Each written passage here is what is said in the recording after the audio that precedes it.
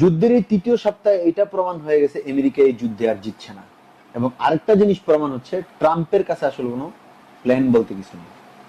অন্যদিকে ইসরায়েল তার যেই সেদিক দিয়ে সে চলমান আছে, লেবাননের উপর সে হামলা করছে, প্রায় 1000 বাড়ির উপর সে হামলা করছে, সেখানে সে সিভিলিয়ান হত্যা করা শুরু করছে। এদিকে গাজার উপর সে হামলা করছে এবং তার যে চিন্তাধারা সেটার মধ্যে সে ডাবল টপ ফিলোসফি ব্যবহার করে। ডাবল টপ ফিলোসফি আপনি দেখবেন ইরানের উপর হামলা করছে।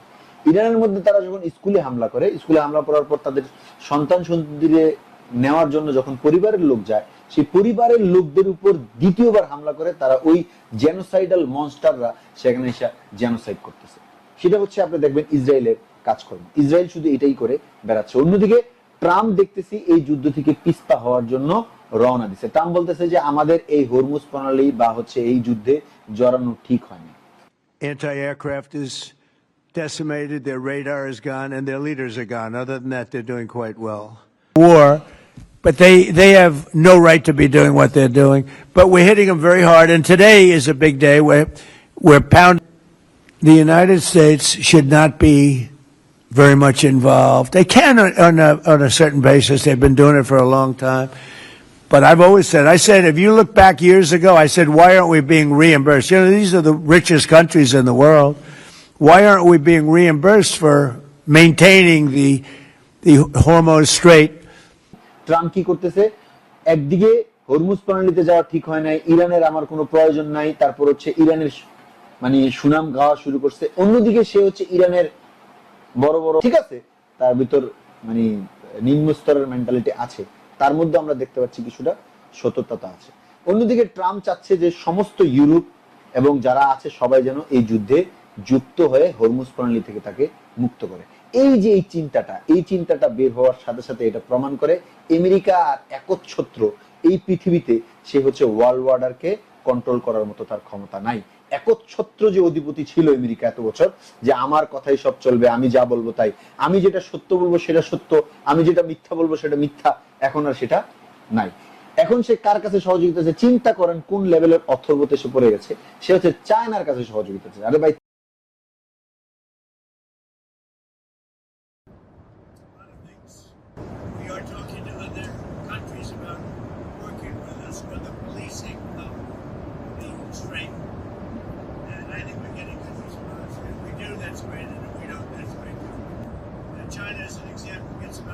চায়না তো চিপা চিপা হাসতেছে, চায়নাই তো হামলা করতেছে ভিতরে ভিতরে।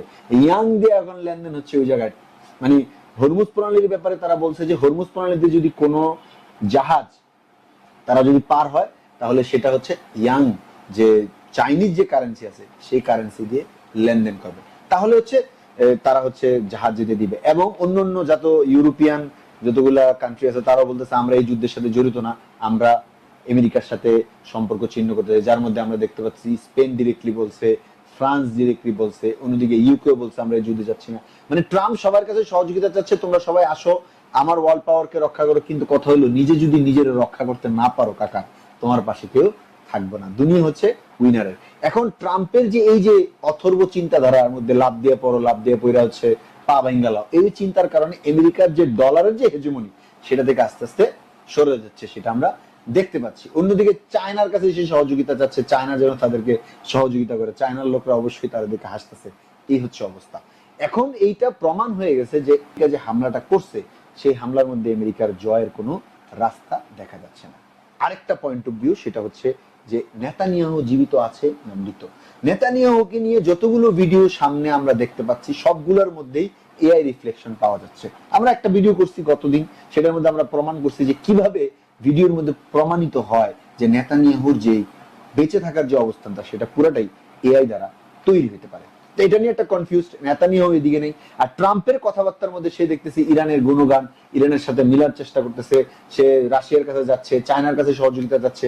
এখানে বুঝেই যাচ্ছে সে নেতানিয়াহু বলতে এখানে কেউ নাই, তারা উপর উপরি ইরানের সাথে একটা ডিল করার চেষ্টা করতেছে। কিন্তু অন্যদিকে আরেকটা নিউজ আসছে, সেটা হচ্ছে কুদস আর্মি যারা আছে, কুদস আর্মি হচ্ছে সেটা ইরাকের পাশে অবস্থিত কিছু আর্মি মিলিশিয়া গ্রুপ আছে, সেই মিলিশিয়া গ্রুপদের সাথে যুক্ত হয়ে ইসরায়েল চাচ্ছে বা আমেরিকার পিছনে থাকবে, যেটা হচ্ছে মুখে মুখে বলছিল যে ইউক্রেনের যুদ্ধ করবো না, পরবর্তীতে ইন্টারনালি ইউক্রেনকে সহযোগিতা করছিল আমেরিকা। ঠিক সেরকম ভাবে এখানে আমরা দেখতে পাচ্ছি একই কাজ হচ্ছে।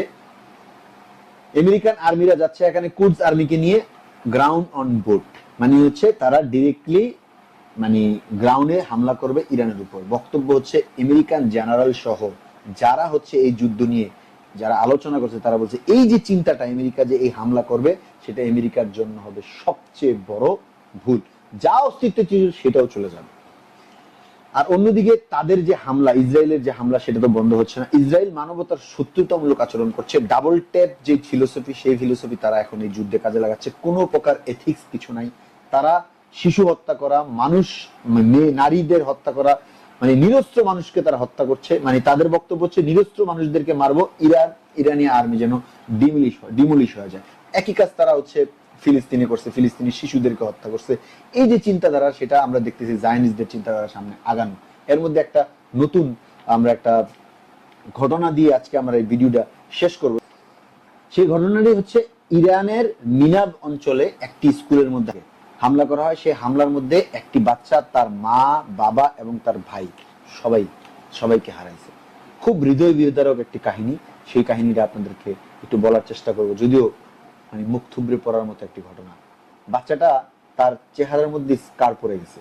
সে হচ্ছে তার উপর যে হামলা হয়েছে এটার কারণে, ছোট একটা বাচ্চা, বোঝার চেষ্টা করেন, একটা ছোট বাচ্চার চেহারার মধ্যে দাগ দেখলেও তো মনে কষ্ট লাগে। সে বলতেছে যে আমার বাবা প্রতিদিন আমাকে স্কুলে নিয়ে যায়, আমার মা একজন শিক্ষিকা এবং আমার মা যে স্কুলে পড়ায় সেই স্কুলেই আমরা পড়াশোনা করি এবং আমার ছোট ভাইও, মানে আমার বড় ভাই যার বয়স 11 বছর বয়স, সেও পড়ে। হুট করে ইসরায়েলি যে বাহিনী তারা হামলা করে হচ্ছে ওই স্কুলের উপর। চিন্তা করেন, তারা স্কুলের উপর হামলা করে। সেই স্কুলের যখন দোতলায় হামলা হয়, তার বাবা তার মাকে বাঁচাইতে গিয়ে তার বাবা, মা এবং তার ছোট ভাই মারা যায়। এবং আমি দেখি বাতাসের মতো একটি অনেক বিকট সাউন্ড আসে। সাউন্ডের কারণে আমি দৌড়ে রুমের ভিতরে ঢুকে যাই। যখন সে ক্লাসরুমে ঢুকে তখন ওই যে ইটগুলা বা দেয়ালগুলা তার উপর পড়ে এবং সে বেহুশ হয়ে যায়। সে বলে যে আমি বেহুশ হয়ে যাই। হুট করে আমার জ্ঞান ফেরার পর আমি দেখি 4-5 জন লোক আমার উপর পিঠের উপর পড়া একটি পাথরকে উঠানোর চেষ্টা করছে, কিন্তু 4-5 জন উঠাতে পারছে না। পরে একটি কর্নারকে যখন তারা একটু উপরে উঠালো, আমি সেখান থেকে বেরিয়ে আসলাম। আজকে আমি আমার বাবা মাকে অনেক মিস করি। আমার বাবা আমাকে হাত ধরে স্কুলে নিয়ে যেত, আমার মা সকালবেলা আমার নিজের হাতে নলা দিয়ে খাবার খাওয়াই দিত। এই যে ছোট একটা বাচ্চা, তার দুঃখ, সে বলতেছে আমার বাবা মা শহীদ হয়েছে, এই কারণে আমি অনেক খুশি, কিন্তু আমিও তাদের পদাঙ্ক অনুসরণ করছি। এবং সে দোয়া করছে আল্লাহর কাছে, হে আল্লাহ যেন ইসরায়েল এবং আমেরিকা ধ্বংস হয়। نفری اومدن نتونستن یکم گوشش رو گرفتم بالا خودم اومدم بیرون. خیلی دلم برشون تنگ شده، خوشحالم که شهیدن. میخوام ادامه دهنده راهشون باشم. آمریکا و اسرائیل انشالله خدا جوابشون بده. ইসরায়েল আমেরিকা ধ্বংসের দ্বারপ্রান্তে চলে আসছে। কথা হচ্ছে মানব জাতিকে ধ্বংস করে মানব সোসাইটিতে আপনারা কখনোই অবস্থান নিতে পারবেন না। এই হচ্ছে অবস্থা। সবাই ভালো থাকবেন, সুস্থ থাকবেন, নিজের দিকে নিজের পরিবারের দিকে খেয়াল রাখবেন এই বলে বিদায় নিচ্ছি। আল্লাহ হাফেজ।